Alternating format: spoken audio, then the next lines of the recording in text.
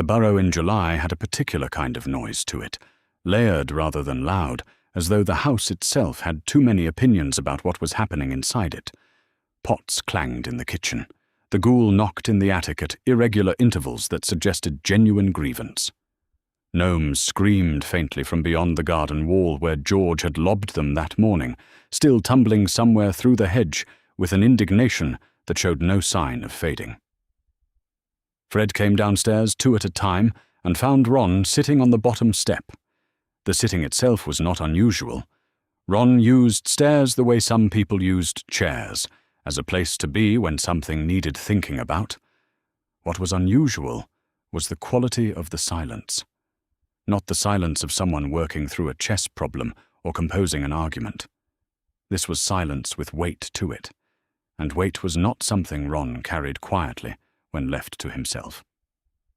Fred sat down beside him. The stair creaked. Ron looked up. He didn't manage a smile. "Do you think Harry's all right?" he said.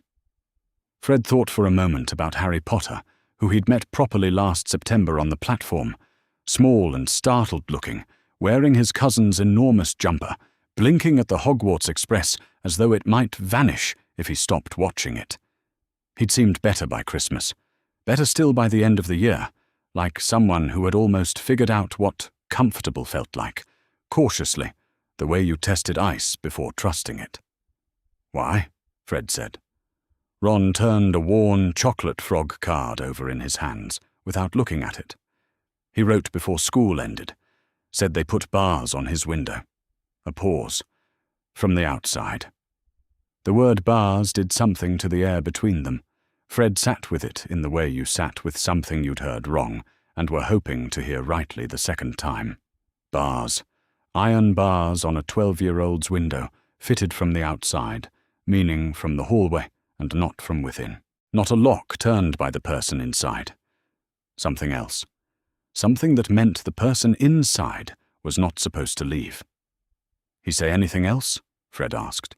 Ron's mouth pressed flat. "Not in the letters," Fred said.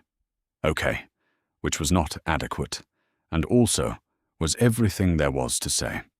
He found George in the shed, organizing experiment supplies in a battered notebook by some principle that had never been explained and probably predated language. Fred told him what Ron had said. George set the notebook down without finding a stopping place in it, which said something by itself. "That's not a punishment," George said. "No. That's a cage." "Yes." The shed was warm and smelled of dried grass and old wood and the faint chemical tang of several projects in varying states of legality. Fred looked at the half-sorted jars on the shelf and thought about a boy in an enormous jumper watching a train. He thought about from the outside, those 2 words in particular, the way they rearranged everything around them. George picked up the notebook again, not to write in it, just to have something in his hands. "Right," George said. So, they went to their mother.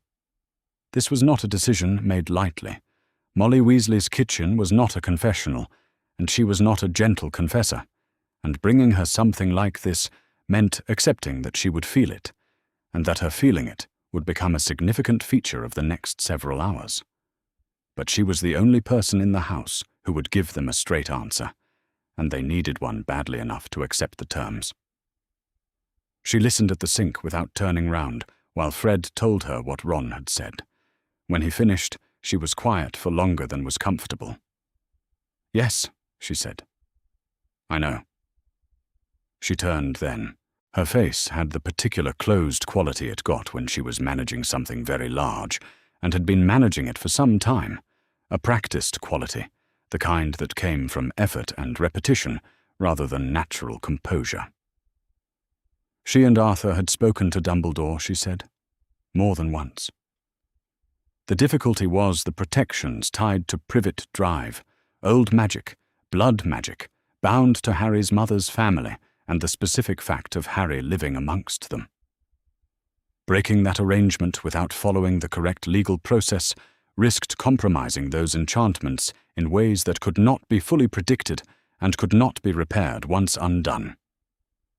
This was not, she said, with the careful emphasis of someone who had made this argument to herself until she half believed it, the same as doing nothing.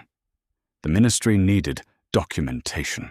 It needed evidence through proper channels, not a family arriving with a van and a righteous expression, but something formal, something unarguable, the kind of record that required a response from people who might prefer not to give one. "What if there were photographs?" George said. Molly looked at him. "Clear ones, taken before anything was removed or adjusted, the sort a ministry inquiry couldn't set aside without openly choosing to ignore it. Something that made the bars real in a way that nobody could later claim to have misunderstood." The kitchen was quiet. Through the window, a gnome made one final sound from deep in the hedge, resentful, diminishing, and then was still. Molly looked at them for a long time. Her expression moved through several phases: alarm, consideration, something that was almost approval if it had permitted itself to be, and then the tiredness underneath, older and more honest than any of them. Fred recognized it. It was the face she made when she understood that a thing was going to happen and that her choices were to shape it or to be surprised by it later. Arthur appeared in the doorway. He had a talent for arriving in kitchens during important conversations, as though the house sent word. His work robes were rumpled, and there was a smudge of something on his collar. He looked tired in the way he always looked tired in July, and underneath the tiredness, quietly interested. "If photographs were taken," he said, in the tone of a man constructing a hypothetical very carefully, "they would need to be unambiguous, the kind of evidence a formal inquiry could not set aside without openly choosing to set it aside." He crossed to the kettle and filled it at the tap. "I'm making tea," he said, and left everything else where it was. Fred understood. It was not a yes. It was not a no. It was a door left unlocked. That night, after supper, after Ron had gone upstairs with his book and the house had settled into its various nocturnal complaints, Fred and George sat at the kitchen table with a piece of paper between them. George had the biscuit tin open. Neither of them was eating from it. "We don't tell Ron," Fred said. George looked up. "He's carrying this already. If something goes wrong, if the ministry doesn't act, or acts badly, or the Dursleys clear everything before anyone sees it, Ron doesn't need to have been part of it. He should get the good version if there is one." Fred paused. "He should skip the part where he didn't sleep for a fortnight." George considered. "And if there's no good version?" "Then he finds out that too," Fred said. "When there's less he can do about it." George nodded. He picked up the pencil and began to sketch. Rough shapes, working from memory of photographs he had never seen. A house, 2 stories, a row of windows. One window on the upper right, marked with a small box indicating camera angle from the street below. An arrow. Next to it, in handwriting small enough that Fred had to lean over, "Document everything." They worked out the specifics quietly. Dawn, before the street stirred. Muggle clothes, which meant borrowing from Ron's wardrobe and hoping the sizes were close enough. If anyone saw them, they were lost. Tourists, wrong address. So sorry. The photographs needed to be taken at enough distance to keep them out of the frame entirely. The image had to tell its own story, without 2 red-headed teenagers standing in it, narrating alongside. George capped the pencil and folded the paper in quarters and put it in his pocket. The biscuit tin went back on the shelf. Neither of them said anything else that needed saying. Molly was already awake when they came downstairs at 4:30. She did not ask them where they were going. She handed Fred a Muggle camera, boxy, disposable, the kind sold at chemists for holidays, without comment, as though she had retrieved it from somewhere deliberate, somewhere it had been waiting. George noticed that her hands were steady. He noticed also that she did not look at either of them while she did it. "You'll take the night bus," she said, "and you'll come straight back." "Yes, Mum," they said, which was not quite a promise, and not quite not one. and she accepted it with the look of a woman who understood the difference. The bus arrived with its customary disregard for sleep schedules and deposited them at the far end of Privet Drive at 5:20, when the sky was the pale grey blue of something not yet decided. The street was empty. It was the kind of neighborhood that prided itself on its emptiness at certain hours, on the absence of irregularity, on the fact that every lawn was the same length and every curtain hung in the same configuration of careful privacy. Fred understood at once why it had taken until now. A street that policed itself this thoroughly didn't welcome unfamiliar presences. Two teenagers in borrowed clothes carrying a camera and moving with purpose would draw attention the moment there was anyone awake to give it. They had perhaps an hour. Number 4 was a third of the way down on the left. Fred recognized it from Ron's description, ordinary to the point of studied effort, the kind of ordinary that required maintenance, that was not an absence of character so much as a deliberate erasure of it. The curtains were closed on the ground floor. Upstairs, most windows dark. Most. There, George said quietly. Upper right. The bars were visible even from the pavement, even at this distance, thick and dark against the pale render, fitted externally, as Molly had already confirmed, and as Fred had hoped not to see confirmed. From the street they looked solid, permanent. Not a recent addition, not a measure quickly undone. The rust was legible even from 30 feet. Fred raised the camera. "From here first," George murmured. "Wide. So there's no question it's the same house." Fred got the street sign at the corner of the frame and the front of number 4 with the window visible above the garden hedge. He wound on and crouched slightly, changing the angle to include the house number on the door below. 2 shots. George touched his elbow. Move left, a step, take it again. And he did, bringing the window more squarely into frame while keeping the exterior walls in shot, the fitted iron clear against the plaster. The camera made its small mechanical sound. In the still of the street, it felt very loud.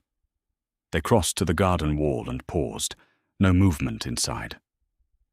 Fred photographed the window again from the garden angle. Closer now, the bars filling more of the frame. At this range, the detail was clearer, not decorative, not retrofitted from a catalogue, but fitted to the specific frame of the window, with bolts sunk into the outer sill. Someone had measured. Someone had acquired bars sized precisely for this window and fixed them with permanence, with intention. Fred thought of the word again. Cage. George had used it without sentiment, and it was correct. George pointed to the right side of the frame. Fred looked. The rust spread thickest there, where rainwater gathered in the angle between bar and sill. Not recent rust, not this summer. Something that had been there through weather. More than one summer, then. Fred took 4 shots from the garden, one close enough that the corroded bolt heads were visible, and wound the camera on after each. He was not thinking about much except the framing. That was useful. It kept the other thoughts in a container at the back of his mind, where they would not interfere with his hands staying steady. The kitchen window flickered. George grabbed his arm. They were behind the garden hedge in the time it took to exhale, pressed flat against the inside of the brick wall, the hedge screening them from the house, Fred's shoulder against the rough flint, and both of them not breathing in any meaningful way. The camera was in Fred's pocket. He did not remember putting it there. A shape moved past the kitchen window, large, moving with the particular deliberate quality of someone who was awake before they wished to be, and was making a point of it. Vernon Dursley. Fred had never seen him, but the shape was precise enough. It matched Ron's descriptions with the accuracy of someone describing a weather event. The shape did not stop at the window. It moved through the kitchen and out of the frame, and the light came on after it left, which meant someone else was in there. Or it meant the light on a timer, or it meant nothing, or it meant the sort of coincidence that turned into something else, if you let it. They stayed still for 2 minutes that felt like considerably more. The street remained empty. No curtains moved. The kitchen light stayed on and cast a pale rectangle across the garden, that did not quite reach the hedge. George touched his elbow again. This time the signal meant go. They went along the wall, rather than back across the garden, moving low past the gate and onto the pavement, and then quickly to the corner without running, which would have been conspicuous, walking instead with the specific, purposeful normalcy of people who had every reason to be here at 20 to 6 in the morning on a residential street in Surrey. Fred felt his heart in his chest with a clarity he did not usually notice it. The camera was a small weight in his pocket, and he was conscious of it the entire time, the way you were conscious of something that mattered. They rounded the corner and leaned against the wall of the house there, and George let out a long breath, and Fred discovered he had been counting to something without knowing what, and stopped. "Got them all?" George said. Fred checked the frame counter. 11 exposures used. He nodded. "The rust on the bolt," George said. "You got that one clear?" "The one where I was about a foot away from the window of the man who apparently puts bars on children's rooms. Yes, I got that one." George almost smiled. It didn't quite land. The shape was right, but the feeling behind it wasn't fully there.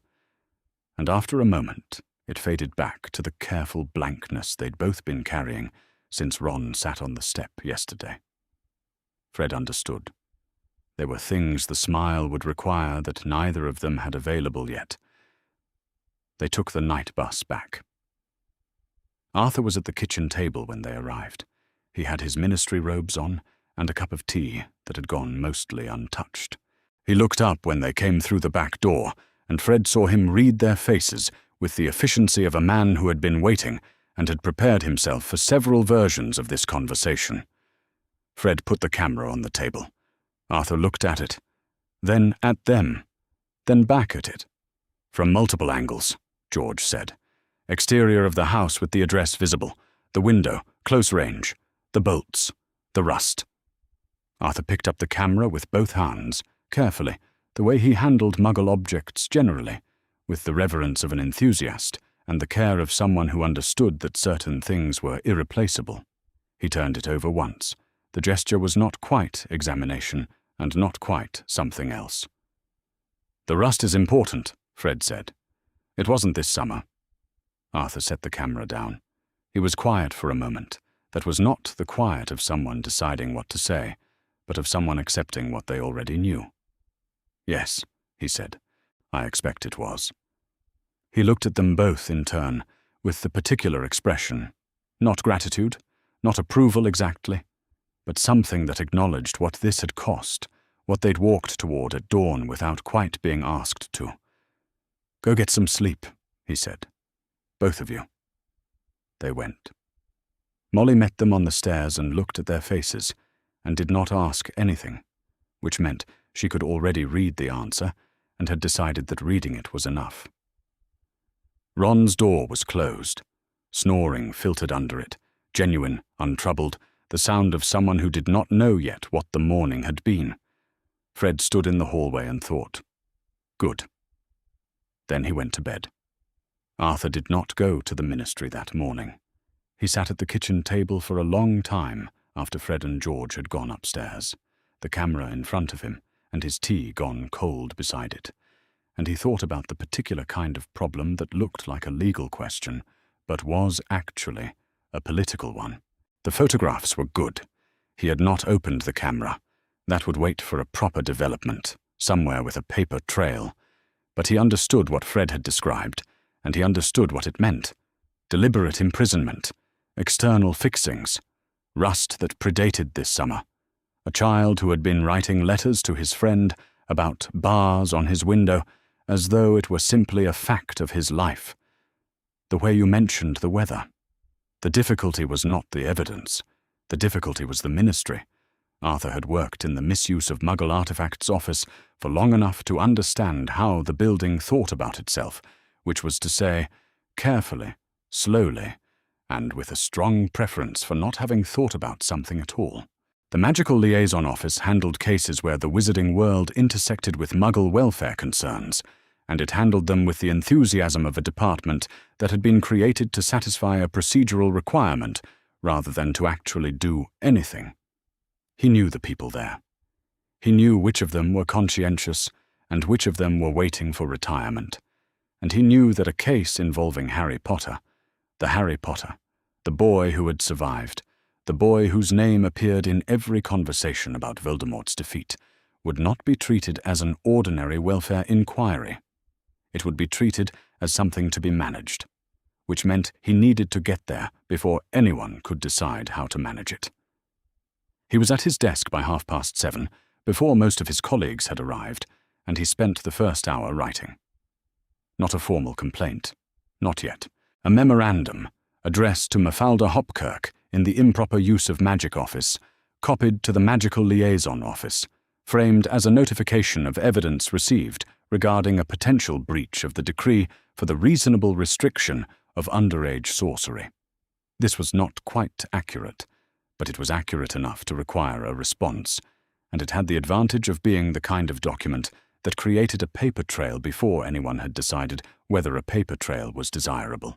He attached a note about the photographs, not the photographs themselves, which were still on a roll of undeveloped film in his coat pocket, but a description of their contents, precise and dry, the language of a ministry official recording facts rather than a father recording outrage. External iron bars, fitted to the window frame of a miner's bedroom, evidence of corrosion consistent with installation predating the current calendar year. He wrote it 3 times before he was satisfied that it contained nothing that could be set aside as emotional or speculative. Then he went to see Dumbledore. This required a flu call to Hogwarts, which required going to the 3rd-floor fireplace that the department used for official communications, which required waiting for Perkins to finish his own call about a Muggle lawnmower that had developed opinions. Arthur waited with the patience of a man who had learned that impatience in ministry corridors was a form of self-harm, and when the fireplace was free, he knelt and put his head through and asked for the headmaster's office. Dumbledore was there. He was always there, in Arthur's experience. Or rather, he was always available when he chose to be, which was not quite the same thing but produced the same practical result. He was sitting behind his desk with a cup of something that steamed faintly purple, and he looked at Arthur with the expression of a man who had been expecting this conversation and had prepared himself to be honest about it. "Arthur," he said, "I imagine this is about Harry." "Fred and George went to Privet Drive this morning," Arthur said. "Before dawn. They took photographs." A pause. Not surprise. Dumbledore's pauses were rarely surprise. This one had the quality of a man setting something down that he had been carrying for some time. "I see," he said. "You knew they were planning it." "I was aware of the possibility," Dumbledore said, which was the kind of answer that meant yes, and was constructed to mean something slightly less than yes. "I chose not to prevent it." Arthur looked at him through the green-tinged fire. "Why?" Dumbledore was quiet for a moment. The portraits on the walls behind him were pretending to be asleep with varying degrees of conviction. "Because the protections on Privet Drive are bound to Harry's continued residence with his mother's family," he said at last. "Blood magic, old and specific. I cannot remove Harry from that house by force or by unilateral decision without risking those enchantments in ways I cannot fully predict or repair. But if the ministry acts, if the removal is the result of a legal process, a formal determination that the arrangement is untenable, then the magic follows the law. The protections transfer or dissolve cleanly, rather than fracturing." He set down his cup. "I needed the ministry to act. I needed evidence that would compel them to act. I could not produce that evidence myself without compromising my position as a witness to the subsequent inquiry." "So you waited for someone else to produce it?" "I waited," Dumbledore said, "for someone with both the motivation and the access to do what I couldn't do without conflict of interest." He looked at Arthur steadily. "I am not proud of the waiting. I want you to know that." Arthur thought about Harry Potter sitting in a room with bars on the window, writing letters to Ron about it, as though it were simply a feature of his life. He thought about rust on bolt heads. He thought about more than one summer. "The photographs will be developed today," he said. "I've already filed a memorandum with the liaison office. I intend to file a formal complaint this afternoon, with the photographs attached as evidence under the provisions for child welfare at a Muggle residence." Dumbledore nodded.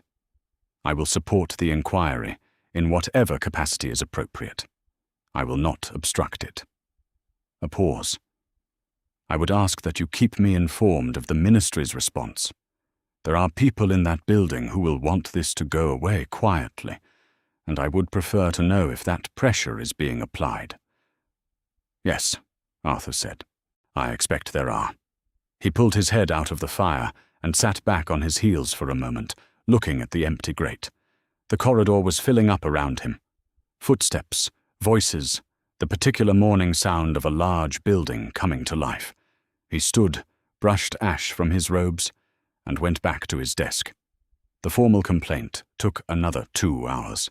He was precise about the evidence, precise about the timeline, precise about the legal provisions under which the Ministry was obligated to respond. He did not use Harry's name in the subject line. He used the address instead, 4 Privet Drive, Little Whinging, Surrey, because a name could be recognized and routed to someone who knew what to do with it. And an address was just an address until someone read far enough to understand what it meant. He filed it at 11:30 and kept a copy in his desk drawer and another in his coat pocket, and then he sat for a moment with his hands flat on the desk and thought about Vernon Dursley opening a letter from the Ministry of Magic. That thought, he found, was not entirely unpleasant. The letter arrived on a Thursday.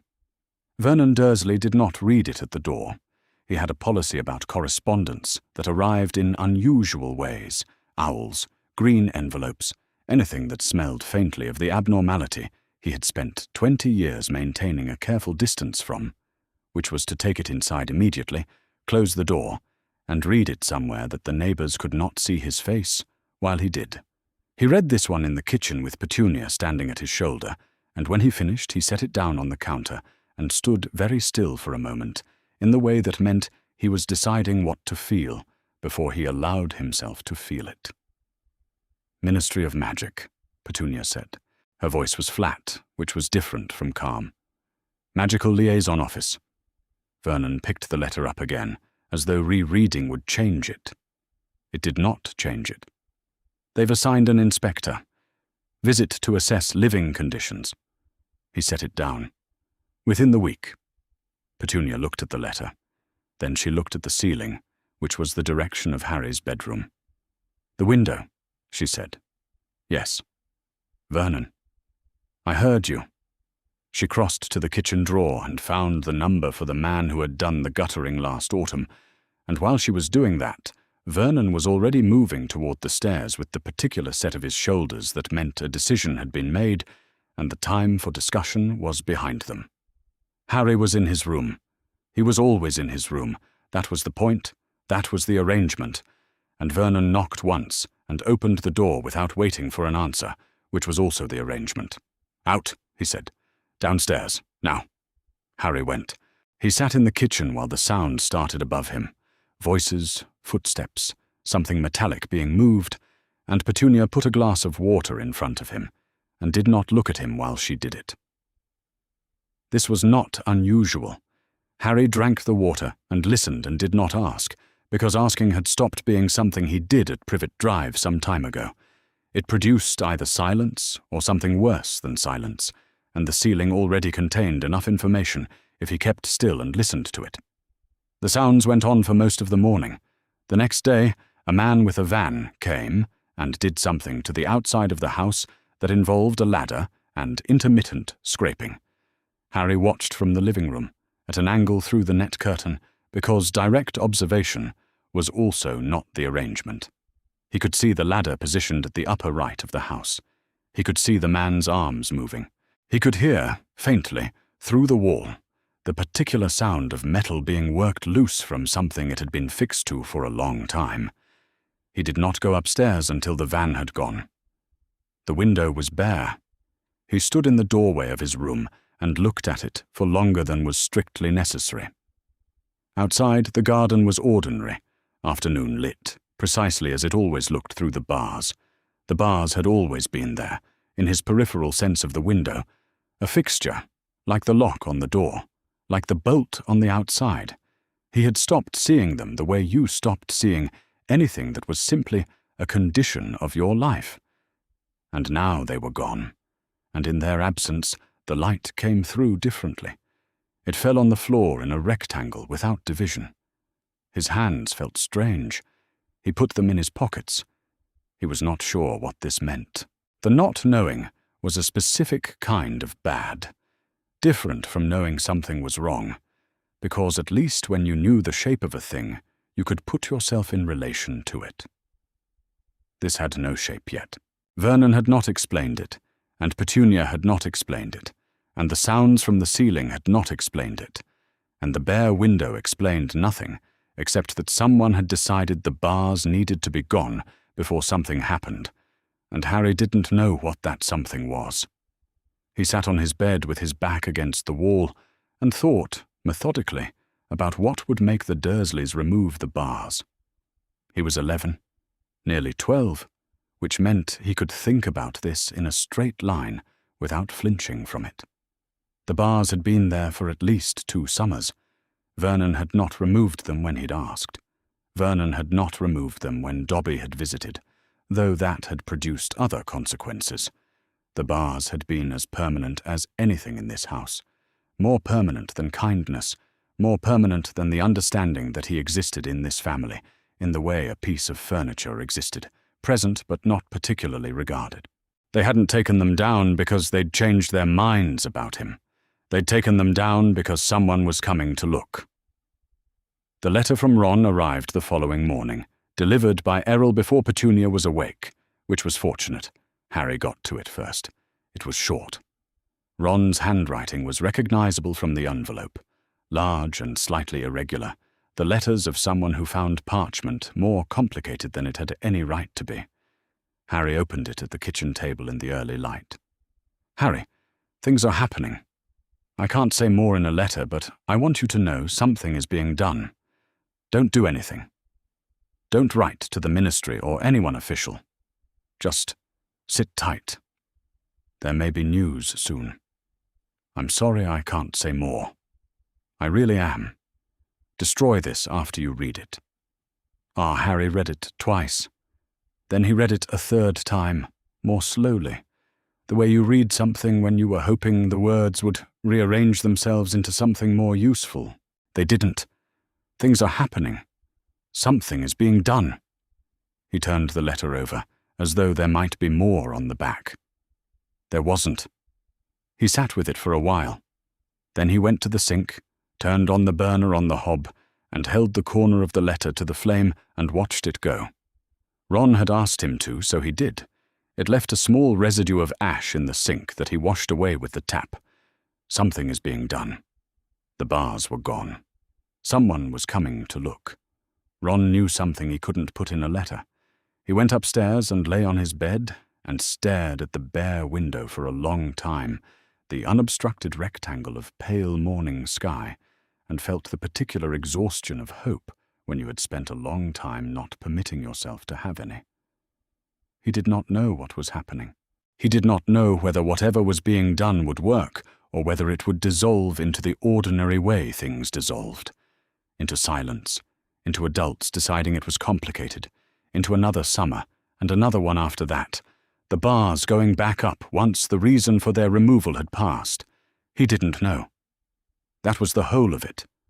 He lay on his bed in the light that came through the empty frame, and he didn't know, and the not knowing had a weight he could feel in his chest, heavier in some ways than the ordinary dread which at least had a familiar shape. This was different. This was worse in the specific way that hope was worse than resignation, because resignation required nothing from you, and hope required that you keep feeling it without any guarantee of what came next. Outside, the street performed its customary ordinariness. Inside, the house was very quiet, in the way it was quiet when Vernon and Petunia were being careful, when they were managing something that hadn't resolved yet. Harry closed his eyes. Something is being done. He let himself, very carefully, hold on to that. The inspector's name was Aldous Pembridge, and he arrived on a Tuesday at 10:30 in a brown muggle suit that did not quite fit him, carrying a leather briefcase and the expression of a man who had been doing this long enough to have stopped being surprised by anything. He was not, in fact, surprised by anything.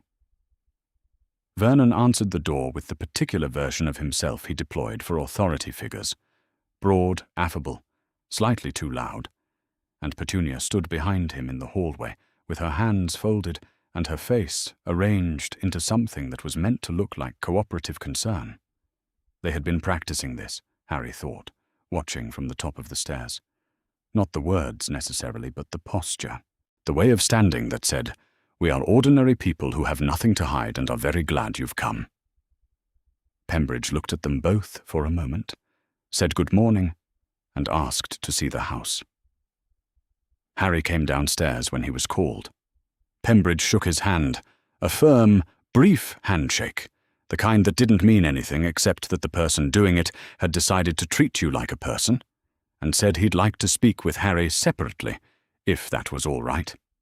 Vernon said, of course, absolutely, whatever was needed, and his voice was the same volume it always was, but something underneath it had gone very still. The tour of the house came first. Harry walked behind Pembridge and watched him look at things. He looked at the kitchen, at the cupboard under the stairs, at the garden. He looked at Harry's bedroom for a long time, without saying anything, standing in the middle of it with his briefcase at his side, and Harry stood in the doorway and watched him look at the window. The bare window, the frame where the bolts had been, the faint marks in the paint where the metal had sat for long enough to leave an impression. Pembridge took out a small notebook and wrote something in it. "The window's been recently altered," he said. It was not a question. "I don't know," Harry said, which was true in the specific sense that he had not been told, and Pembridge looked at him with the expression of someone who understood the difference between not knowing and not having been told. "All right," Pembridge said. "We'll talk properly in a moment." Downstairs, Vernon and Petunia presented their case. Harry sat in the armchair in the corner of the sitting room, the one that was usually not for him, but Pembridge had gestured at it, and so he sat and listened to them explain that Harry was a troubled child, that they had taken him in out of the goodness of their hearts, that certain precautions had been necessary for the safety of the household. Petunia's voice was very controlled. Vernon's was less so, but he was managing it. They had clearly agreed on the word precautions beforehand, because they both used it, and they both used it in the same way, with the same slight emphasis, as though it were doing a great deal of work that they preferred not to name directly. Pembridge wrote things in his notebook and asked occasional questions in a tone that gave nothing away. "The bars," he said, at one point. "Can you describe their purpose?" "Safety," Vernon said immediately. "The boy has a history of incidents, unexplained incidents. We were protecting the neighborhood. From a 10-year-old. From whatever was causing the incidents," Petunia said, and her voice was very precise. "We didn't always understand what was happening. We took precautions." There was that word again. Pembridge wrote something.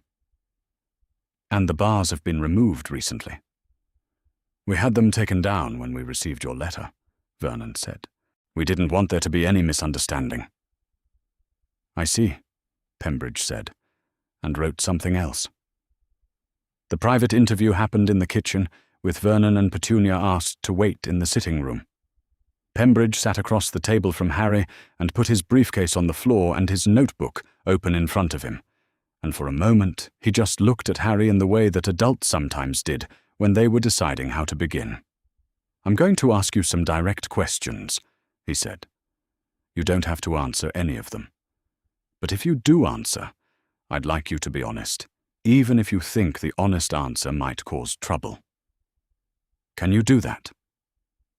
Harry thought about this. "Yes," he said. "The bars on your window. Were they there when you arrived this summer?" "Yes." Were they there last summer? Yes. Were you able to open the window while they were in place? No. Were you able to leave your room freely? At night, for instance? Harry looked at the table. There was a lock, he said, on the outside of the door. Pembridge wrote this down without any change in his expression. Was the lock used? Yes. Regularly? Yes. Pembridge asked about meals, about the cupboard under the stairs, about the summer before Hogwarts.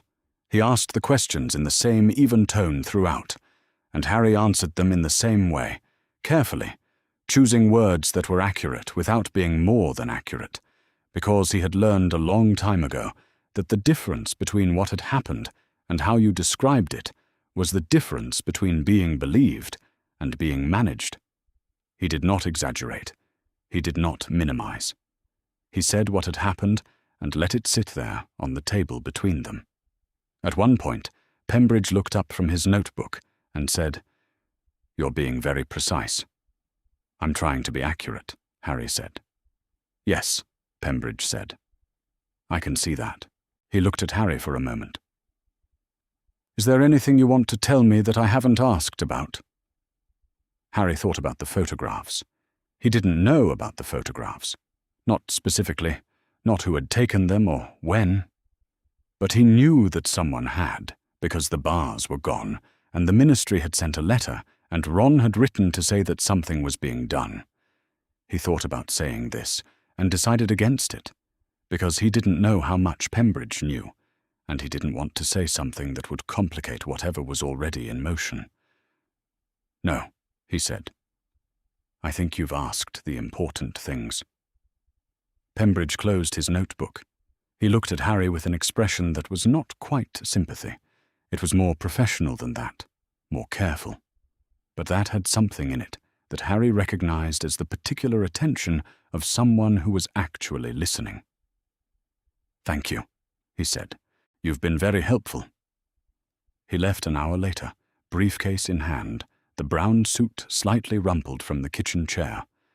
Vernon saw him to the door with the same broad affability he'd deployed at the beginning, and Petunia stood in the hallway again with her hands folded.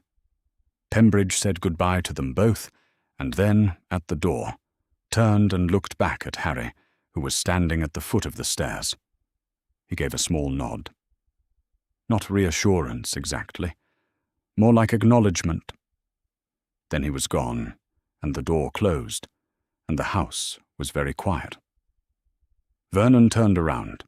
He looked at Harry for a long moment, with an expression Harry couldn't fully read. Not anger, not yet. Something more calculating than anger. And then he walked past him, into the kitchen without saying anything, and Petunia followed, and the door swung shut behind them. Harry stood at the foot of the stairs and listened to the silence.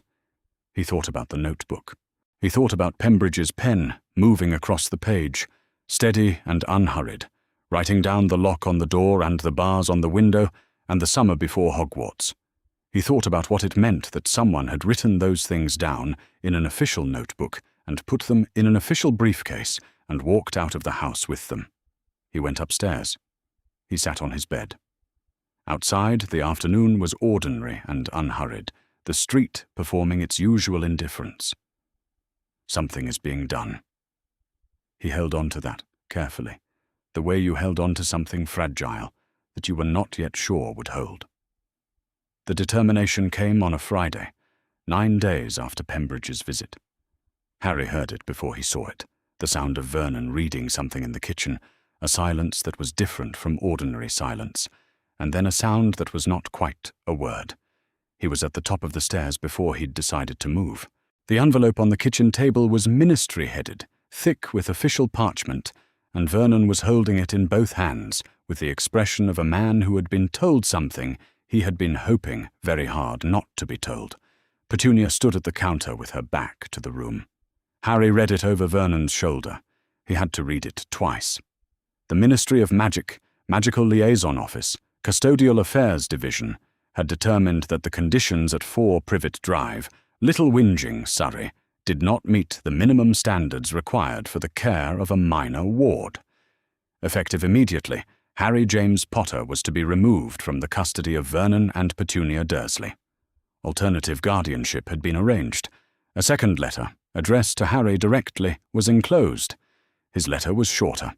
It told him that temporary guardianship had been granted to a Remus J. Lupin, pending formal review. It told him that the Weasley family had offered to house him in the interim. It told him that arrangements for his collection from Privet Drive would be communicated separately.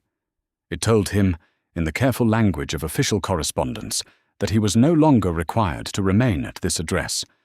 He stood in the kitchen doorway and read it a third time. Vernon set his letter down. He looked at Harry with an expression that had moved past the ordinary version of his anger into something colder and more deliberate. And then the ordinary version came back, all at once. The colour in his face, the set of his jaw, the particular quality of stillness that preceded volume. "You did this?" Vernon said. Harry didn't answer. There was nothing to say that would help, and he had learned a long time ago that the things you said in this kitchen didn't help. "You went to them. You told them." Vernon stopped. He picked up the letter and put it down again.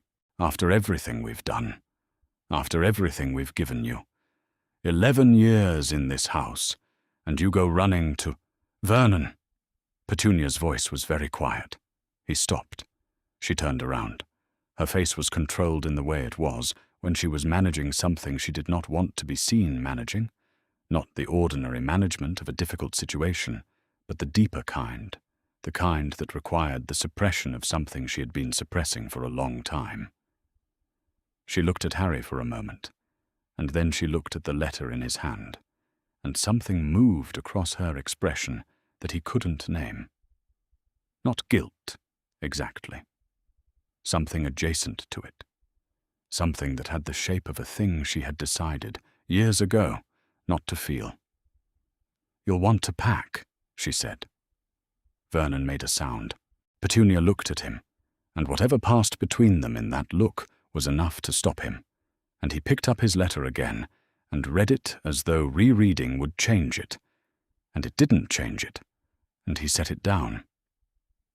Harry went upstairs. He packed in 20 minutes. There was not much to pack. His school things, his books, Hedwig's empty cage, the photograph of his parents that he kept at the bottom of his trunk where it wouldn't be found. He moved through the room with the particular efficiency of someone who had learned not to accumulate things that could be taken away. When he was done, he sat on the edge of the stripped bed and looked at the bare window and thought about the fact that he would not sleep in this room again. The thought had a strange weight to it. Not grief, exactly. Something more complicated than grief. The particular ache of losing something that had never been good. The disorientation of a door closing on a room you had always wanted to leave. He had wanted to leave this room for as long as he could remember. He had wanted it with the specific, sustained want of someone who had no other option. And now the door was closing, and he found that he did not know what to do with the wanting now that it had been answered. The room was just a room. The window was just a window. He had spent years measuring himself against this space, and now it was going to be nothing, a spare room in a house that had never been his. And he was not sure what he was supposed to feel about that. He picked up his trunk and carried it downstairs. The Weasleys arrived at 2:30 in a car that was slightly too large for the street and slightly too orange for the neighborhood, and Harry watched from the front step as it pulled up to the curb with the particular confidence of a vehicle driven by someone who found Muggle traffic more of a suggestion than a rule.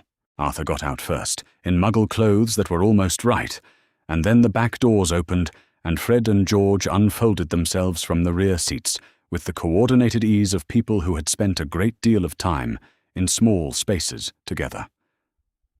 Ron came last.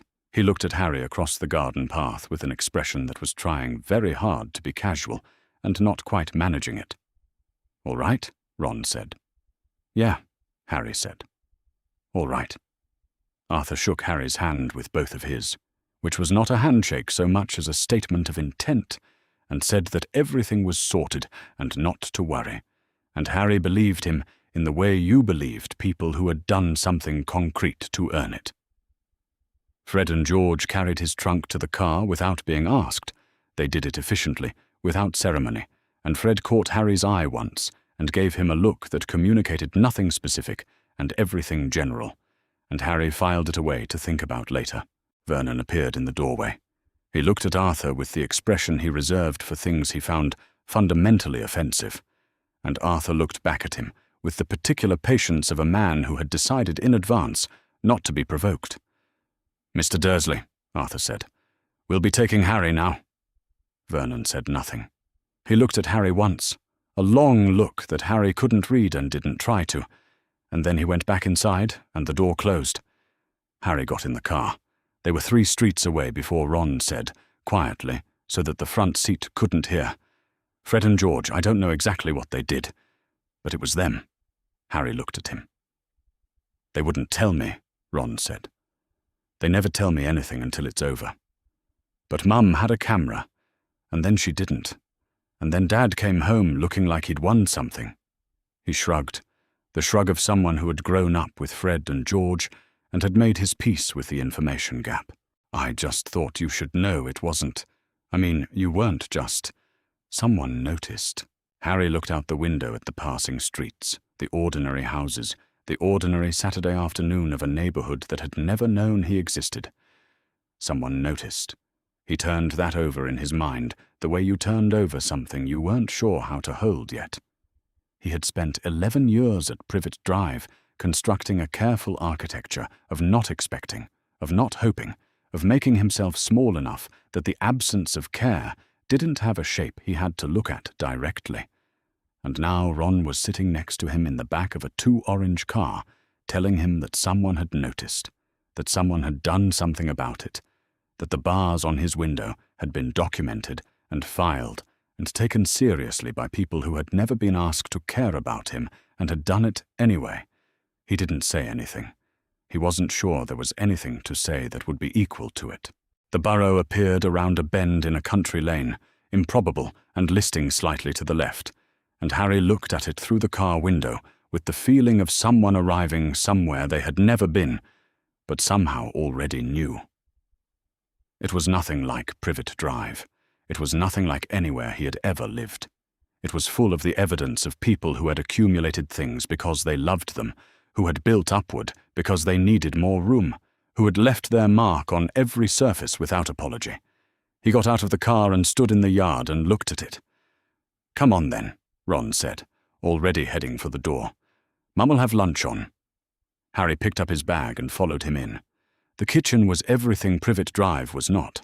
It was loud, for one thing, not the loud of Vernon's anger or the television turned up to drown out the sound of Harry existing, but the loud of a house that had too many people in it and had decided this was a feature rather than a problem. Something was bubbling on the stove. A clock on the wall had 9 hands, each labelled with a name, and Harry looked at it for a moment before he understood what it was. All 9 hands pointed to home. Molly Weasley turned from the stove and looked at him. He had met her once before, briefly at King's Cross, a round, red-haired woman who had told him how to get onto the platform, and then watched him go with the expression of someone who had wanted to say something else and decided against it. She looked at him now with that same expression, except that she had apparently decided not to decide against it this time, because she crossed the kitchen in 3 steps and put her hands on his shoulders and looked at him properly, the way adults almost never looked at Harry, not at his scar, not at the space above his head where his reputation lived, but at him, at his face, at the particular quality of thinness that he had stopped noticing because it had always been there. "You'll eat," she said. It was not a question. "Yes," Harry said. "Thank you." She fed him. That was the only word for it. She put food in front of him and watched him eat it with the focused attention of someone conducting a quiet assessment, and when he finished she put more in front of him without asking, and he ate that too, and she nodded once, as though something had been confirmed. Ron sat across from him and talked about Quidditch.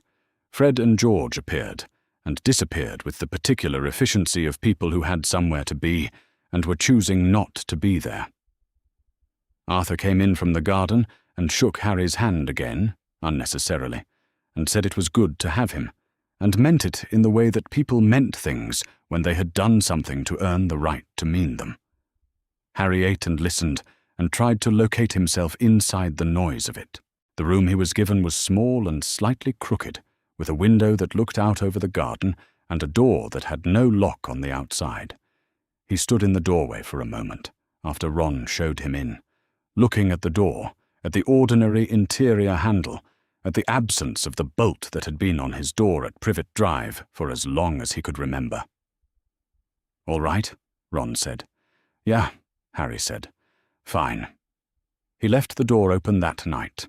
He wasn't sure why, exactly. It wasn't a decision so much as an inability to close it, a reluctance to test whether the absence of the lock was real or whether he had misread the situation somehow. He lay in the narrow bed and listened to the sounds of the house settling around him, the distant murmur of the Weasleys moving through their evening, and he did not sleep for a long time. But it was a different kind of not sleeping than the kind he was used to. It was the not sleeping of someone who had too much to think about, rather than too much to fear. He was still awake when the house went quiet. He watched the ceiling and thought about the clock in the kitchen, all 9 hands pointing to home, and tried to understand what it meant that he was one of the people those hands were not pointing at. Fred found him in the garden 2 days later. Harry had gone out after breakfast because the kitchen had been full and he had not yet learned how to be inside the fullness of it for very long without needing to step back. He was sitting on the garden wall, watching a gnome attempt to climb back over the fence, when Fred dropped down beside him, with the ease of someone who had been looking for him and had decided not to make a thing of it. They sat for a moment without speaking. The gnome fell off the fence. "Ron told you," Fred said. It was not quite a question. "He said it was you and George," Harry said. He didn't know the details. "We took photographs," Fred said, "of the window, the bars, the address. George had the idea to get the rust in the shot, establishes how long they'd been there, apparently. Dad said it was the rust that made the case." Harry looked at the gnome, which had righted itself and was eyeing the fence with renewed determination. "You didn't have to do that," Harry said. "No," Fred agreed. "We wanted to." It was such a simple thing to say. Harry turned it over in his mind and found that he didn't know what to do with it.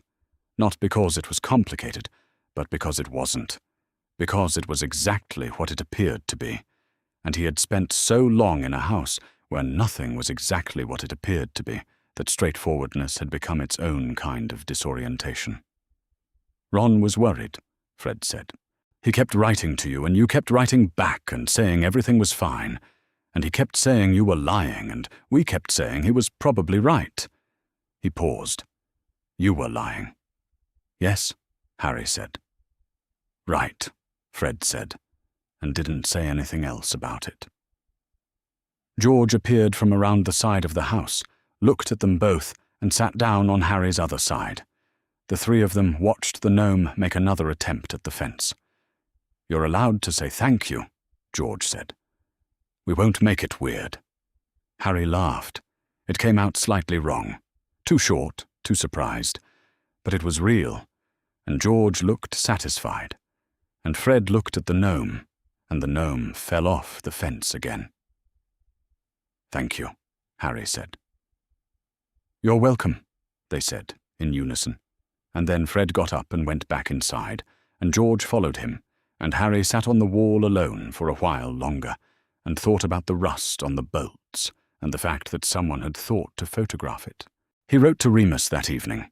He sat at the small desk in his room with a piece of parchment in front of him, and tried 3 times before he got a version he was willing to send. The first 2 were too formal, the kind of letter you wrote to a teacher or a ministry official, all careful distance, and correct address. The third was better, though he wasn't sure it was good.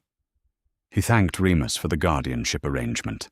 He said he understood it was temporary, pending review, and that he did not want to be a burden on the process.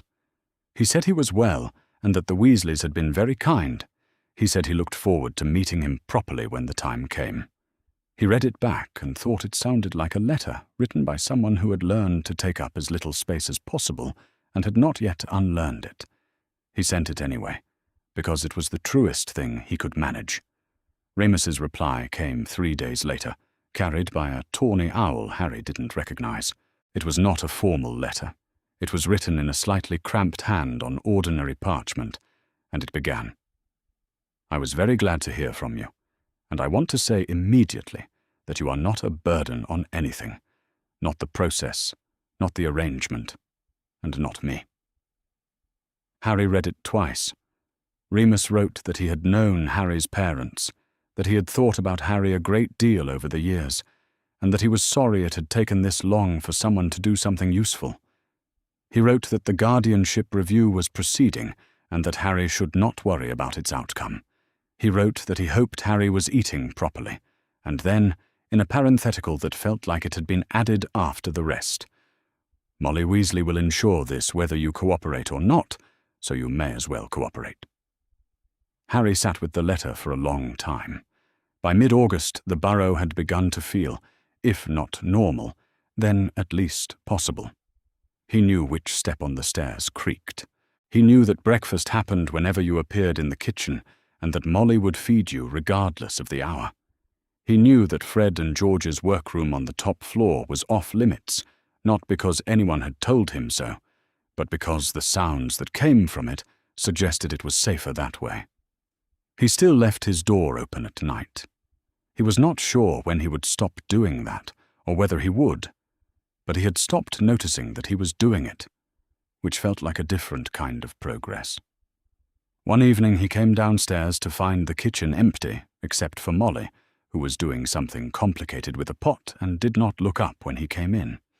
He sat at the table and watched her work, and after a moment she said, without turning around, "There's tea in the pot." He poured himself a cup. She kept working. The kitchen was warm and smelled of something with herbs in it, and outside the window the garden was going dark in the particular slow way of August evenings, and Harry sat with his tea and thought, "I might actually stay." The thought arrived quietly, without ceremony. He held it carefully, the way you held something you were not yet sure would hold, and it did not break. The Hogwarts Express left King's Cross at 11 o'clock, as it always had, and Harry found his compartment and sat down and watched London give way to suburbs, give way to open country, and tried to locate the feeling he was supposed to have. He had done this journey twice before. The first time he had been 11 and overwhelmed and barely able to believe any of it was real. The second time he had been 12 and already carrying the particular weight of someone who had spent a summer, being told, in various ways, that he was not wanted. This time he was 13, and he had spent the summer being told in various ways that he was, and he was not sure yet what to do with that.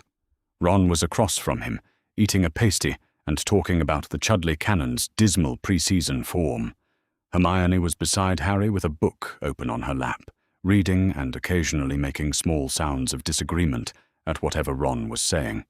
The compartment smelled of the train, and of Ron's pasty, and faintly of the pumpkin juice Hermione had already opened, and it was ordinary, and Harry sat inside the ordinariness of it, and felt, obscurely, like a fraud.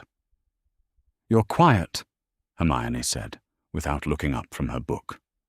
"I'm always quiet," Harry said. "You're quieter than your usual quiet." She turned a page. "There's a difference." Ron looked at him over the pasty. "You all right?" "Fine," Harry said. And then, because it was Ron and because the summer had happened, "Just thinking." "About the burrow?" "About all of it." He looked out the window. "It's strange going back, after everything." Ron nodded slowly. He had the expression he wore when he was taking something seriously and didn't want to make a production of it. "Yeah," he said. "I reckon it would be." Hermione closed her book on her finger. "Harry, I heard there were things going around over the summer about the ministry case." She said it carefully, the way she said things she had been thinking about for a while. "I didn't know whether to write. I wasn't sure what you'd want." "It's all right," Harry said. "I should have written." "Hermione, I know you said it's all right. I'm saying I should have written anyway." She opened her book again, which was her way of indicating that the matter was settled. "I'm glad you're here. That's all." Harry looked at her, and then at Ron, who was looking at the ceiling with the expression of someone who had learned to let Hermione finish her sentences before responding. The compartment rocked gently around them. Outside, the countryside was going green and wide. He was glad he was here too. He was just not sure yet how to be here without waiting for it to be taken away. The whispers started somewhere around Birmingham. He heard his name first, not spoken to him, but passed between two older students in the corridor, a Ravenclaw 5th year and someone he didn't recognize, their voices dropping when they saw him through the compartment glass. Then a Hufflepuff girl 2 years above him stopped in the doorway, looked at him with an expression that was not quite pity and not quite admiration, and moved on without speaking. "They know," Ron said, watching the corridor. "The ministry leaked something," Hermione said. She had put her book away. "I read about it in the Prophet. They released a statement, very sanitized, no specific details but enough. Improper conditions at a Muggle residence. Everyone knows it means you." Harry said nothing. "It's not—" Hermione stopped. "I don't think they meant it badly. The ministry, I mean. I think it was meant to explain the custody change without going into the guardianship details." "It doesn't matter," Harry said. "It might," she said. "People will ask." "Then I won't answer." She looked at him for a moment, and then she nodded, and that was the end of it. But it wasn't the end of it, because the train was long, and the journey was 4 hours, and by the time they reached Scotland, Harry had been looked at by approximately half the students on the Hogwarts Express, and the looking had a quality to it that he recognized from his first year, the particular attention of people who had decided he was interesting before they had spoken to him. He had spent 2 years learning to live with that attention. This version of it was different. This version had something softer in it, something that was almost sympathy, and he found that harder to manage than the ordinary kind. A Gryffindor 3rd year he barely knew stopped him in the corridor near the toilets and said, "I just wanted to say, what happened to you was awful. You didn't deserve it." She said it with the earnest conviction of someone who had rehearsed it, and then she went red and walked away quickly, and Harry stood in the corridor and thought, "I don't know what to do with that." He went back to the compartment and sat down and looked out the window. "Someone said something," Ron said. "A 3rd year. What did she say?" "That it was awful and I didn't deserve it." Ron was quiet for a moment. "Well," he said, "she's not wrong." "I know," Harry said. "That's the problem." Hermione looked up. He didn't explain, and she didn't ask, and the train moved north through the darkening afternoon. Dumbledore's welcome speech was the same as it always was. The Forbidden Forest, the list of banned items, the usual warnings delivered with the usual air of mild amusement. Harry sat at the Gryffindor table and ate and listened and waited for the part that wasn't the same. It came near the end, quiet enough that he almost missed it. "This year," Dumbledore said, "we welcome back a student who spent his summer navigating circumstances that no child should face alone. He did not face them alone. I am grateful to those who ensured that he did not." He paused, and his eyes moved along the Gryffindor table and found Harry's and held them for a moment. "That is all." It was not a speech. It was barely a sentence. But it had the quality of something that had been chosen very carefully, and Harry sat with it while the hall returned to its ordinary noise, and felt something in his chest that he could not immediately name. Not shame. He had been braced for shame, for the sense that the ministry case had made him into something to be pitied, something diminished. But Dumbledore had not said it like that. He had said it like a fact, and like a credit, and like a thing that was finished. Ron nudged him. "All right?" "Yeah," Harry said. He picked up his fork. "Yeah, I think so." He ate his dinner. Around him, the hall was loud with the particular noise of a first night back, reunions and gossip, and the first years looking overwhelmed in the way he remembered being overwhelmed. He was not overwhelmed. He was tired and slightly raw, and aware of being looked at, and underneath all of that, there was something that was not quite peace, but was adjacent to it. He thought about the clock at the Burrow, all 9 hands pointing to home. He thought about Remus's letter, the cramped handwriting, the parenthetical about Molly. He thought about Fred and George crouched behind a garden hedge at dawn with a disposable camera, getting the rust in the shot. He ate his dinner, and the hall was loud around him. And he was here. The nightmares came back in October. Harry had known they would. He had been waiting for them the way you waited for a bruise to surface, aware of the impact, uncertain only of the timing. The first one woke him at 2:30 on a Tuesday, and he lay in the dark of the dormitory, listening to the other boys breathe, and tried to locate himself. 4-poster bed, red curtains, the smell of old stone, and someone's spilled ink. Not Privet Drive. Not the cupboard. Here. He got up rather than lie there. The common room was empty, and the fire had burned low, and he sat in front of it with his knees pulled up and waited for his hands to stop shaking. He was still there when Hermione came down, at 6. She did not ask what had happened. She sat in the chair across from him, tucked her feet underneath her, and opened the book she had brought. After a moment, she said, without looking up, "There's a charm for dreamless sleep. Madame Pomfrey can prescribe it." "I know," Harry said. She turned a page. He watched the fire. That was the shape of it in those first weeks, Hermione and Ron making space around him without naming what they were making space for. Ron stopped asking if he was all right and started simply appearing, beside him at breakfast, at the library table, on the bench outside after herbology, when Harry needed air and didn't know how to say so. It was not a strategy, Harry thought. It was just Ron, who had always understood that sometimes the most useful thing you could do for a person was to be nearby and not require anything of them. He was grateful in a way he didn't have the words for yet. Defense Against the Dark Arts was the class that undid him, and then, unexpectedly, put him back together. Lupin, Professor Lupin, though Harry kept catching himself thinking of him as Remus, the name from the letters, taught with a quality of attention that Harry had not encountered in a classroom before. He did not perform. He did not project authority or manage the room from a distance. He simply knew things, and he shared them, and he watched his students with the focused patience of someone who understood that learning was not a linear process and was not embarrassed by that fact. Harry sat in the third row and tried to concentrate and mostly managed it, except on the days when the subject matter snagged on something internal, and he found himself staring at the desk while the lesson continued around him. The day they covered the Patronus charm was one of those days. Lupin had not assigned it. They were third years, it was well beyond the curriculum.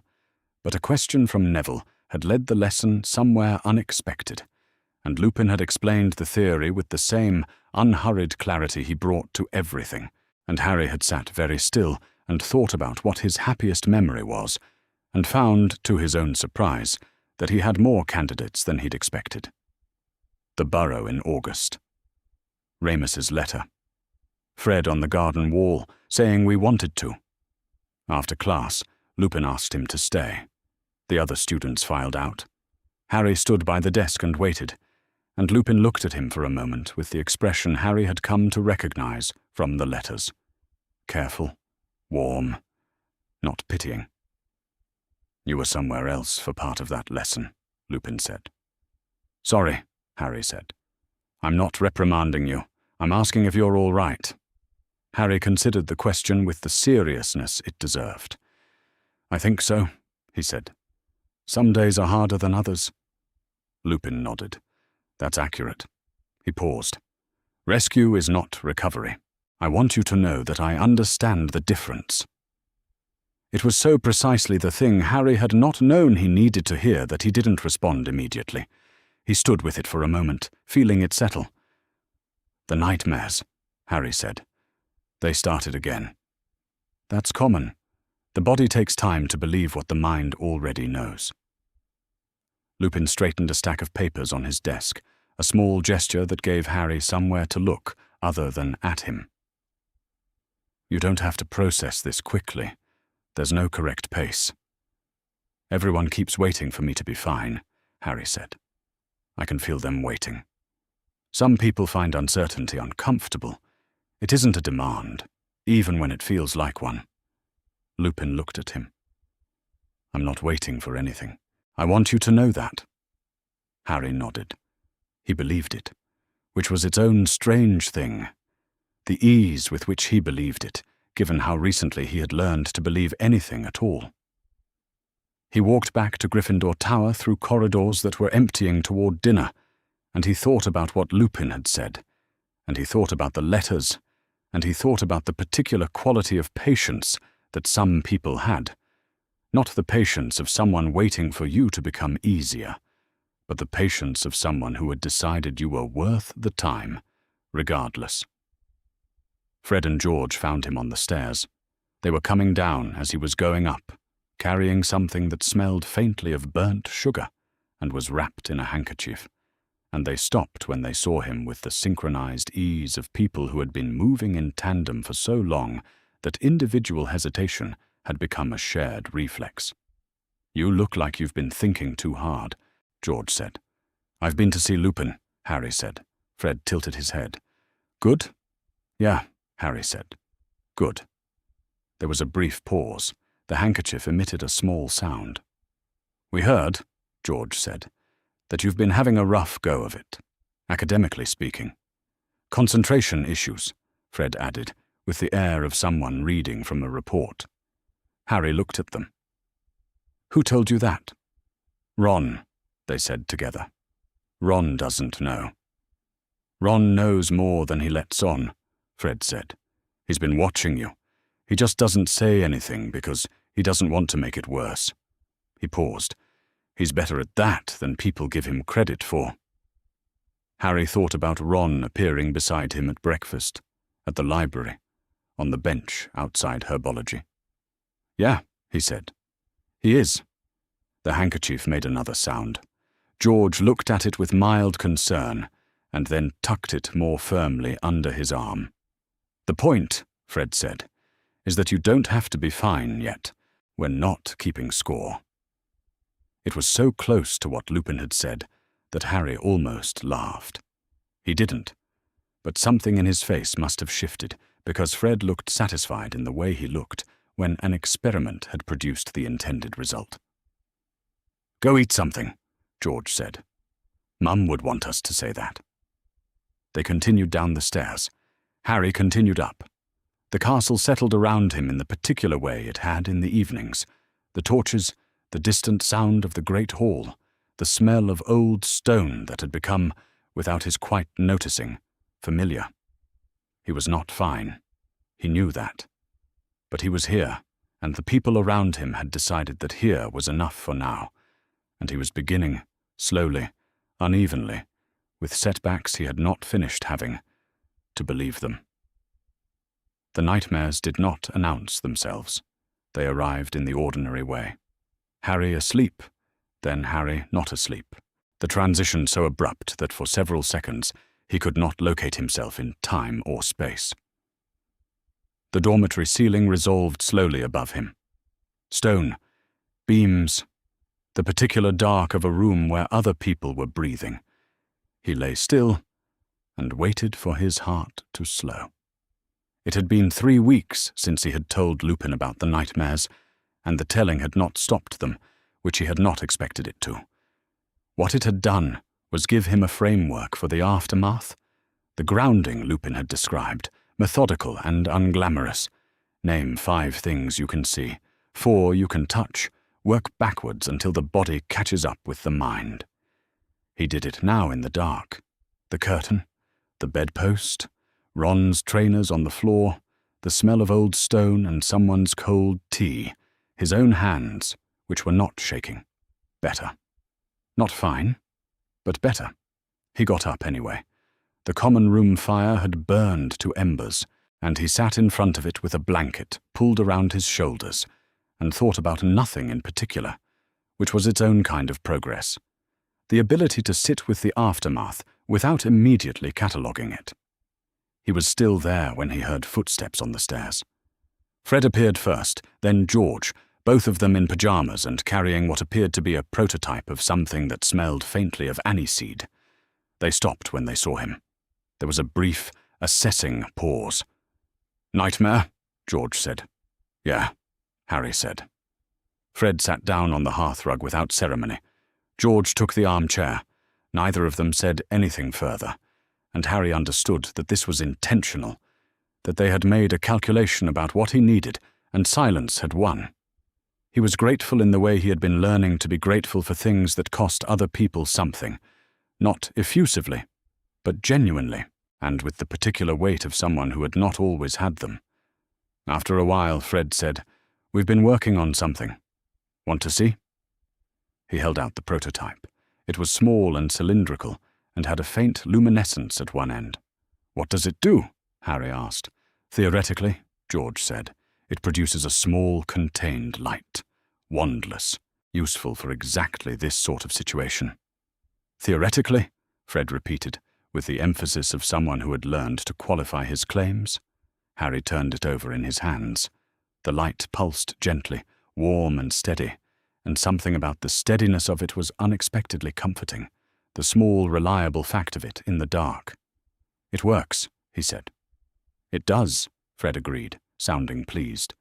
"That's actually the first time it's worked for someone who isn't us." Harry handed it back.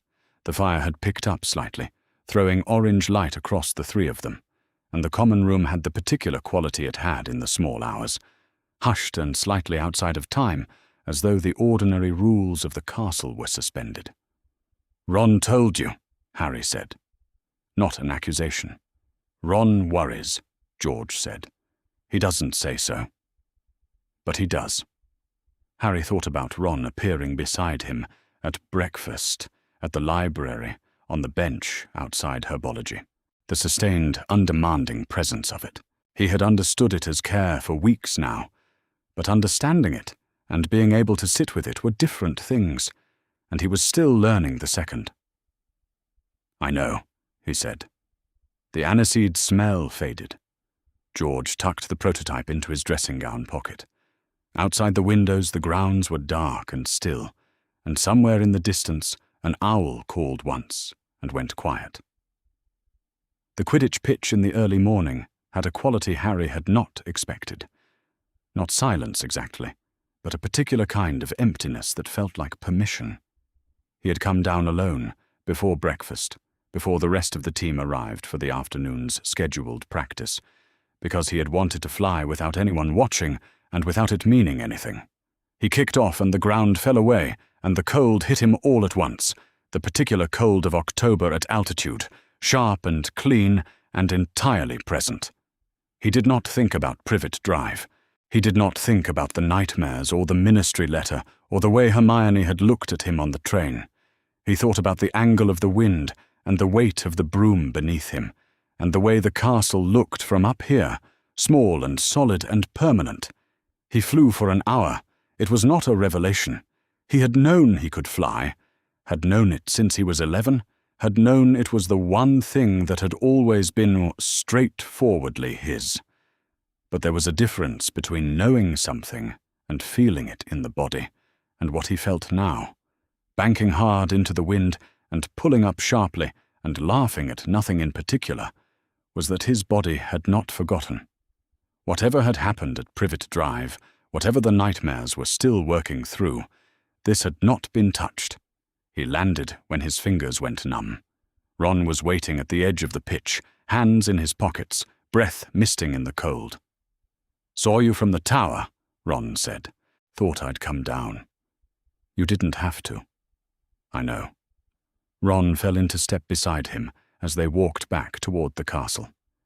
"You looked good up there." Harry considered this. "It felt good," he said, and meant it in a way that surprised him slightly. The uncomplicated truth of it, the absence of qualification. Ron nodded. He had the expression he wore when he was satisfied about something and didn't want to make a production of it. They walked back through the damp grass in the early morning quiet, and Harry thought about what Lupin had said. Rescue is not recovery, and thought about the nightmares, which were still there, and the common room at 3 a.m, which was also still there, and the broom in his hand, and the cold and the laughing at nothing, which had been there this morning and would presumably be there again.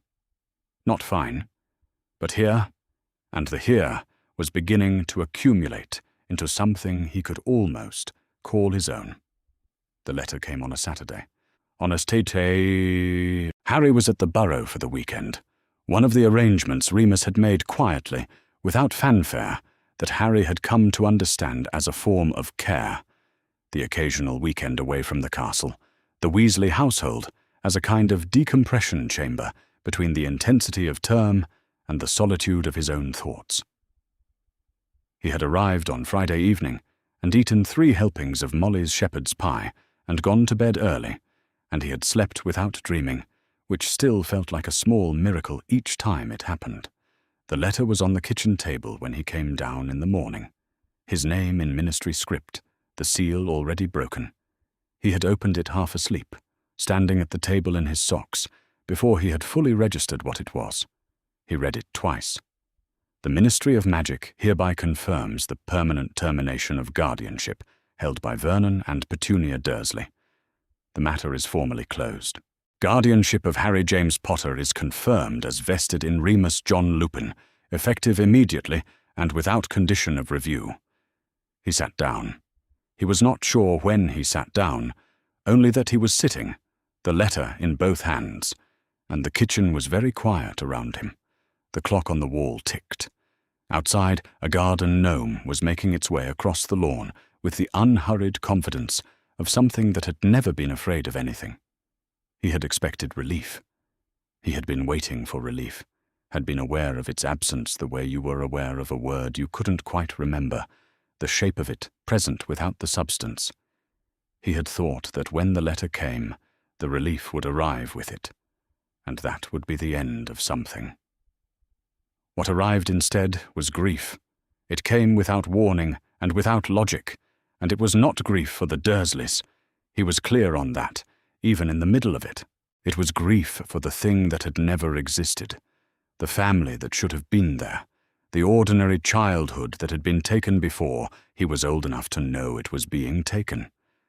The letter made it final in a way that the rescue had not. The rescue had been an opening. This was a closing. The door to Privet Drive was shut now, and behind it was not only Vernon's rage and Petunia's cold silence and the cupboard under the stairs. Behind it was also the last possible version of a world in which someone who shared his blood had chosen him. They hadn't. They never had. And now it was official. He was crying before he understood that he was going to cry, which was its own kind of indignity. And he pressed the heels of his hands against his eyes and breathed carefully and tried to locate himself the way Lupin had taught him. The table, the chair, the smell of last night's cooking still faint in the air. Here. Not there. Here. He heard Molly's footsteps on the stairs. She came into the kitchen and stopped. He did not look up. He heard her take in the scene, the letter on the table, his posture, the particular quality of the silence. And then he heard her pull out the chair beside him and sit down. She did not say anything. She did not ask what was wrong, or tell him it would be all right, or reach for the letter to read it herself. She simply sat, close enough that he was aware of her presence as a warmth, and she waited with the patience of someone who had raised 7 children and understood that some things could not be hurried and some things could not be fixed, and that the difference between those 2 categories was the most important thing you could learn. After a while, Harry lowered his hands. "It's done," he said. His voice came out steadier than he expected. "The ministry, they've closed the case. Remus is my guardian. Officially." Molly nodded. She had known, he realized. Of course she had known. Arthur would have been informed, and Molly knew everything Arthur knew, and probably several things he didn't. "I thought I'd be glad," Harry said. "You are glad," Molly said. "That doesn't mean it can't hurt as well." He looked at her. She was watching him with an expression he had seen on her face before. Not pity, which he had braced for and could not have borne, but something more like recognition.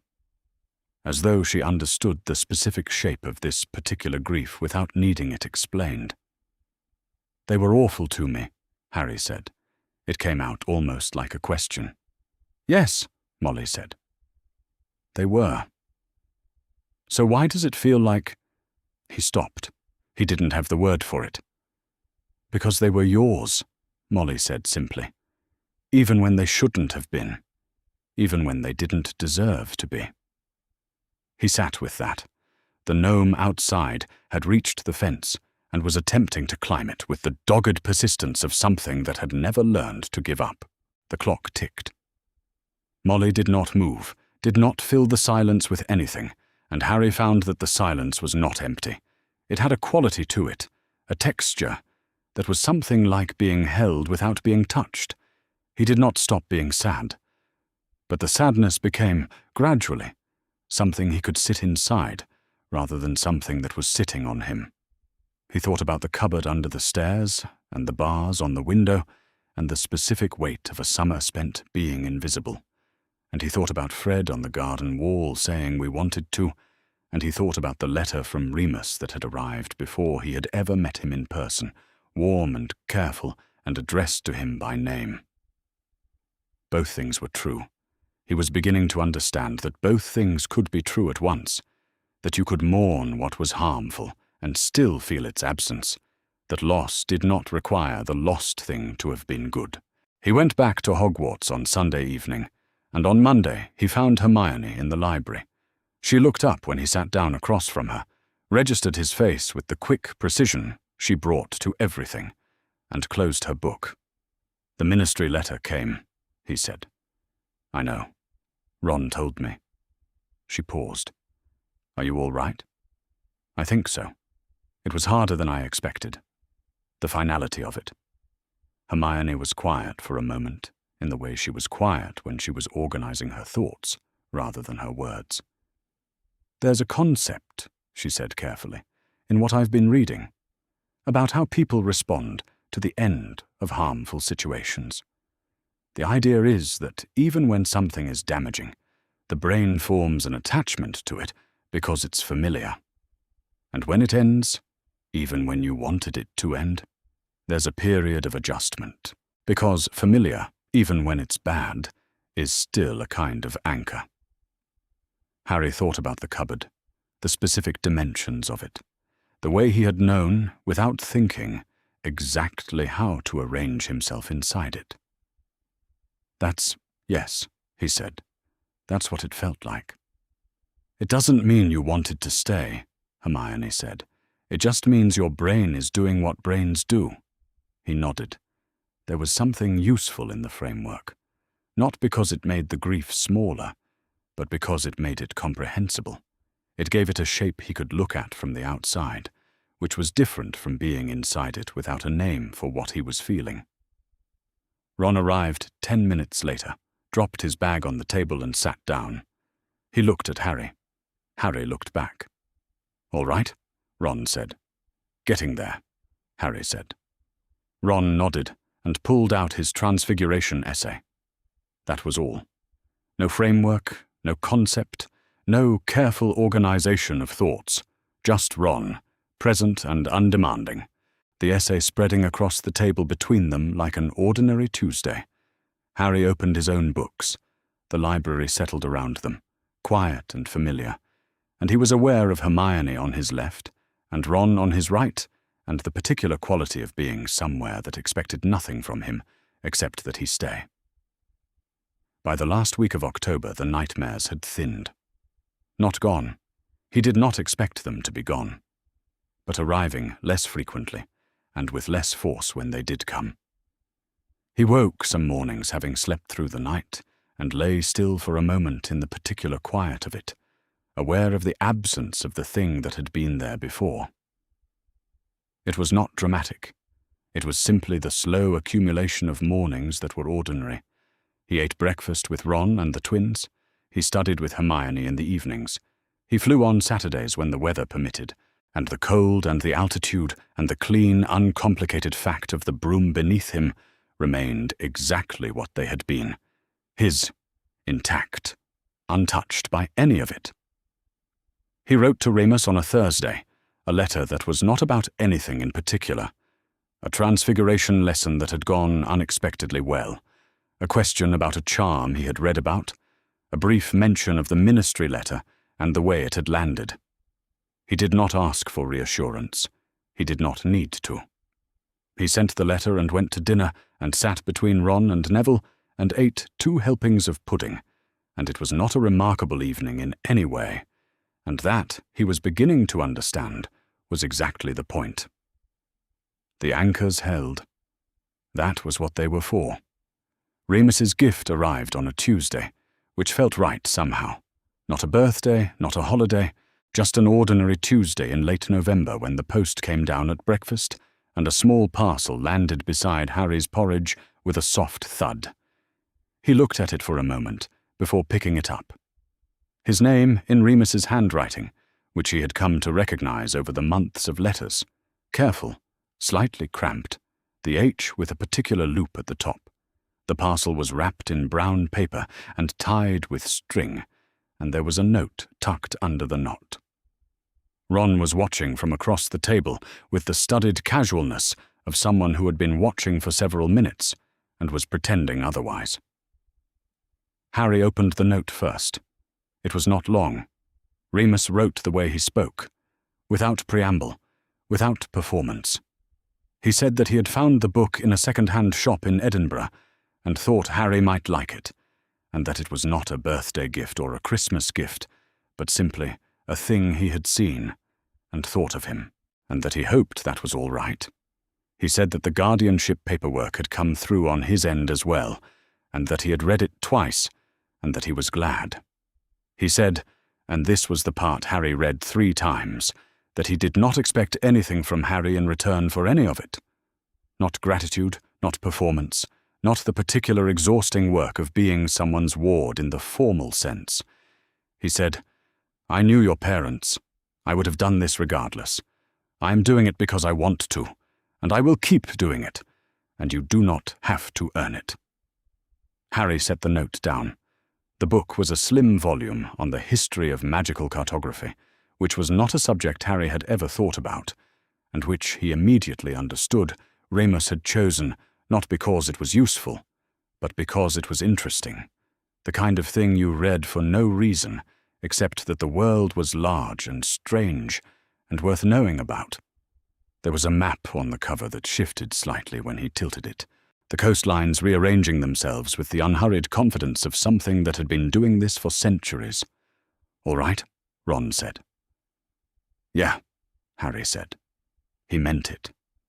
He carried the book to Charms and did not open it during the lesson, but he was aware of it in his bag the way you were aware of something that had changed the weight of a room. Not heavy, exactly, but present.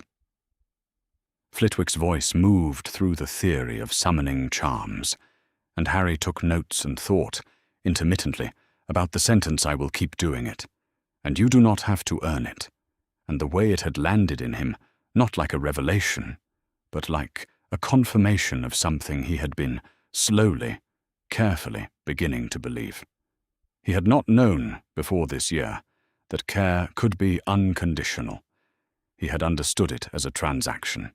Behavior exchanged for safety, performance exchanged for tolerance. The Burrow had begun to dismantle that understanding, and Lupin's letters had continued the work, and the ministry letter closing the case had forced him to sit with the grief of what had never been offered at Privet Drive. But this, a book on a Tuesday, a note that asked for nothing, was something else.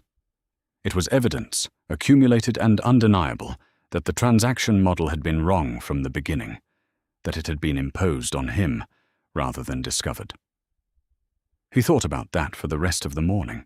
At lunch, Hermione asked about the parcel, and he showed her the book, and she turned it over with the focused attention she brought to anything printed, and said that the cartography of the Marauder's map was probably related to this tradition, which led to a 20-minute conversation about magical mapping that Harry participated in with genuine interest, and only afterwards recognized as the kind of conversation he had not been able to have in September, the kind that required a mind not entirely occupied with its own survival. He wrote to Remus that evening.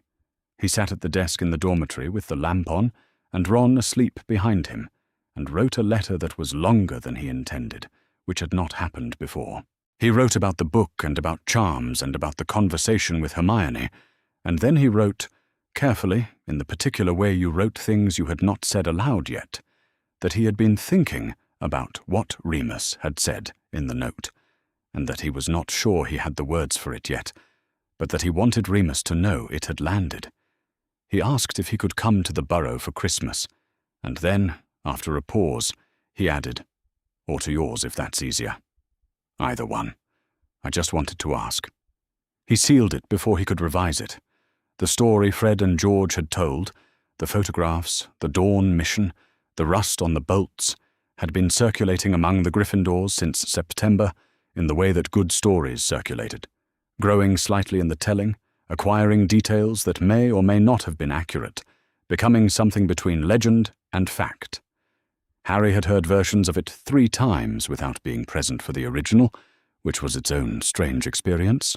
He heard it again on a Thursday evening, coming down the corridor from the library. 2/3 yours he didn't know well were telling it to a first year, and the first year was listening with the wide-eyed attention of someone encountering something that mattered. The details were mostly right. The rust was in there. The disposable camera was in there. Fred nearly being caught by Vernon was in there, slightly more dramatic than the version Fred had told Harry directly. Harry stopped walking. He stood in the corridor and listened to the end of the story, and waited for the familiar tightening, the discomfort of being the subject, the object of rescue, the person the story was about. He had felt it in September when the ministry statement had made the rounds. He had felt it at the welcome feast when Dumbledore had spoken. It did not come. What came instead was something quieter and more difficult to name. He thought about Fred on the garden wall at dawn with a disposable camera, and George keeping watch, and Arthur at the kitchen table understanding immediately what the photographs meant, and Molly with her hand on his shoulder in the Burrow kitchen, and Hermione saying I should have written, and Ron appearing at the pitch without being asked. He thought about Remus's note, which was in his pocket, because he had not yet put it away. The first year asked, but why did they do it? They didn't even know him that well. The third year said, because Ron asked them to, because he was worried. Harry stood in the corridor for another moment. Then he walked on. He did not have a word for what he felt. He had been working on the vocabulary of it for months, the slow, incremental accumulation of evidence that he was not alone, that the people around him had chosen him deliberately and without condition, that rescue was not weakness, and connection was not debt. He had the framework now. He had the evidence. What he did not yet have, entirely, was the felt sense of it, the thing that lived in the body rather than the mind, that did not require argument or proof. He thought he was getting there. He went up to the astronomy tower that night, not for any particular reason, just to stand somewhere high and cold and look at the grounds below. The lake was dark and still. The forbidden forest was a mass of shadow at the edge of the light. The castle spread out beneath him, solid and lit and full of people who were, at this moment, doing ordinary things, sleeping, arguing, reading, making something in the kitchens that smelled faintly of cinnamon even up here. He thought about the bars, the specific weight of them, the way they had divided the window into sections, the rust on the bolts that Fred had photographed, because he had understood, instinctively, that the rust was the argument. He thought about standing at that window in July and watching the workmen remove them, not knowing yet what it meant, only that something had shifted. They were gone now. Not just removed, gone. The window frame repainted, the bolts filled in, the whole apparatus of his confinement dismantled and disposed of. He knew this because Pembridge had confirmed it in his final report, which Arthur had summarized in a letter. The physical fact of it had been erased. What remained was only the memory, and the memory was his to carry or set down as he chose. He was not healed. He knew that. The nightmares still came, less often now but still present, and there were mornings when the ordinary weight of being himself felt heavier than it should, and there were moments in corridors and classrooms when something would catch him sideways, a raised voice, a door closing too hard, and he would have to stop and breathe and locate himself in the present. He did not expect that to end soon. Lupin had told him it wouldn't, and Lupin had been right about most things. But he was here. He was standing at a window that had no bars, in a castle that had chosen to acknowledge what had happened to him, surrounded by people who had decided, without being asked, without condition, without requiring anything in return, that he was worth the trouble of caring for. He thought about the letter in his pocket.